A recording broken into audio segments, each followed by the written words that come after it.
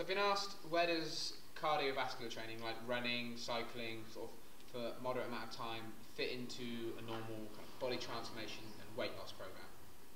That's a good question, and actually it kind of fits on an outer spectrum because it is useful, but it's not necessarily needed. So as I think I've mentioned before, when it comes to weight loss, the most important thing is being in a calorie deficit, and if it comes to a body transformation where you're trying to, build muscle and look leaner and look better, then you need to add weight training into that, and I think you just should add weight training in anyway, because that's going to help you build muscle, change your shape, and as long as you're in a calorie deficit, you're going to lose body fat. That's just a given.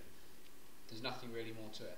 If you add cardiovascular exercise, it's another way to potentially get into a calorie deficit while eating a bit more food, as long as you monitor it, but it's not necessarily needed. So it's an option. You can either reduce your food intake a little bit more, or you can add in more exercise, which will also put you into a calorie deficit. So it's an optional way of doing it.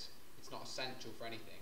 It's being cautious. If you do too much cardiovascular exercise, you're slightly more likely to lose muscle, and you're not going to build muscle necessarily as effectively.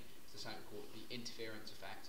But in general, my advice is focus on getting in a good calorie deficit, performing weight training, and then if you want to add in some cardiovascular exercise to create a bigger calorie deficit or to eat more food, it can be a really effective way to do that. But if you're limited on time, or you don't want to add in any cardiovascular exercise like running, you don't necessarily have to. It's just an option.